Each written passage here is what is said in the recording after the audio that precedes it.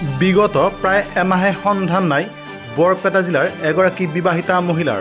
বিগত প্ৰায় এমাহে সন্ধানহীন হৈ আছে বৰপেটা জিলাৰ কাৱৈমাৰী গাঁৱৰ জীয়ৰী তথা বৰপেটা জিলাৰে ৰামপুৰ দীঘলডঙাৰ বোৱাৰী জোনালী বসুমতাৰী নামৰ ৩৮ বছৰ বয়সীয়া মহিলাগৰাকী।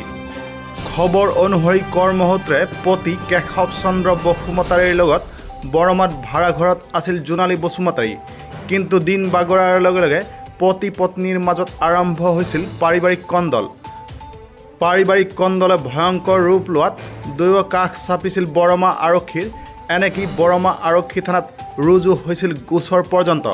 অৱশ্যে উভয় পক্ষৰ অভিভাৱকৰ উপস্থিতিত গোচৰটো মীমাংসা হৈছিল যদিও তাৰ পাছৰ পৰাই নিৰুদ্দেশ হৈ আছে জোনালী বসুমতাৰী।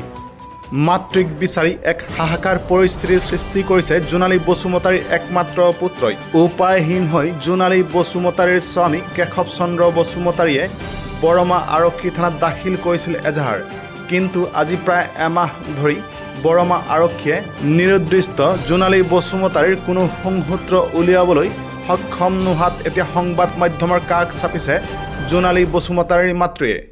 আমাৰ সমস্যাটো হ'ল জয়াৰ লগত এই কিবা অলপমান হেৰি হ'ল, কাজিয়া পেচাল লাগি কেনে থানাত FIR দিয়া গেল।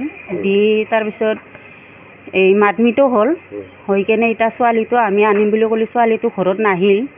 তাৰপিছত থানাৰ পৰা পুলিচে ক'লাক কি নালগে নিবা, তোমালোকৰ ওপৰত কেছ হ'ব বুলি ক'লাক। আমি নানিলোঁ। তাৰপিছত আৰু মিচিং কেছ এটা দিলোঁ আমি। দিয়াৰ পিছত সেই ভাজে ছোৱালীটো বিচাৰ কৰি নাপালোঁ। সেই ভাজে এতিয়া মোৰে ছোৱালী। কিমান দিন হ'ল হেৰুৱাব? এই 1 মাহ হ'ল। এতিয়া আকৌ ছোৱালীটোৰ নাম হ'ল জোনালী বসুমতাৰী। ল'ৰা এজন আছে। আপোনাৰ জোৱাইৰ নাম কি? জোৱাইৰ নাম হ'ল কেশৱ বসুমতাৰী। এতিয়া এমাহ হ'ল আপোনালোকে ছোৱালীটোক বিচাৰি পোৱা নাই। কোন থানাত আপোনালোকে মিচিং কমপ্লেইন কৰিছিলে? বৰমা থানাত। বৰমা থানাত আমি 2বাৰ কৈ গ'লোঁ। থানাই একো আমাক সেই নিদিলে।